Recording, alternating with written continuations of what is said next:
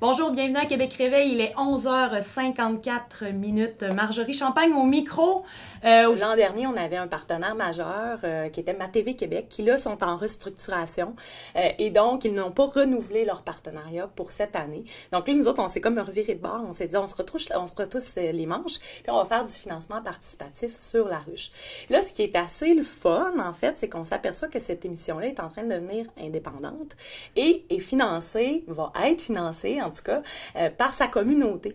Donc là, c'est les entreprises locales, les organismes communautaires, les coops artistiques, tous les gens qui prennent le micro à l'émission, qui se mobilisent et qui font des dons en contrepartie de toutes sortes de récompenses, puis tout ça, c'est comme ça que ça marche, le sociofinancement. Et donc, l'objectif, c'est 30 000 $ pour une première saison de radio. Mais c'est assez...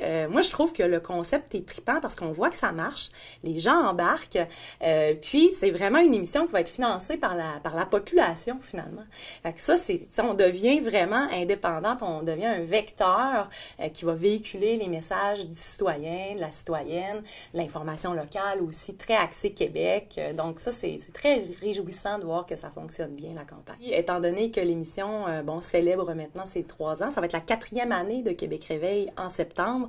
C'est sûr que le contenu était déjà défini. Là, on va le raffiner un petit peu. On véhicule bien sûr les valeurs de la station, c'est-à-dire on est une émission qui prône la diversité culturelle, qui parle des enjeux environnementaux, des enjeux féministes aussi. On fait attention à la parité.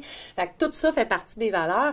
Puis c'est ça pourquoi je pense les gens de Québec embarquent, dans le sens où on est à un autre bout du spectre politique, on peut dire ça comme ça. Il y a beaucoup de radios parlées à Québec, ce qui est bon pour la démocratie, mais si ça tend juste d'un bord du spectre politique ou du spectre de l'opinion, ben c'est problématique. Fait que je pense que la diversité médiatique, c'est ce qui fait qu'une démocratie est saine. Et donc, nous, on sent que le public, c'est à ça qu'il adhère.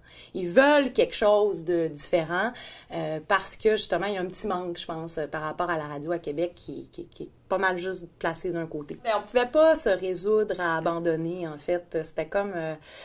on sent que c'est important. Moi, je me fais beaucoup parler de l'émission sur la rue. Il y a des gens qui me disent « Hey, on t'écoute! » Puis on est sur Facebook aussi en live, on est sur les médias sociaux, sur YouTube. On n'est pas juste sur la bande FM. Puis ça fait une grosse différence parce que les gens, ils écoutent de moins en moins la radio de façon traditionnelle. En plus, nous, notre auditoire, ils n'ont pas nécessairement de voiture. C'est du monde qui marche, qui se déplace en transport en commun. Fait qu'ils l'écoutent sur leur téléphone. Puis ça pogne pas mal, ça pogne bien. Bref, ça a quand même été assez rapide de se dire non, on s'essaye, là. Puis force est de constater que ça fonctionne parce que là, on est à quelques jours de la fin, à 10 jours de la fin de la campagne de financement à peu près.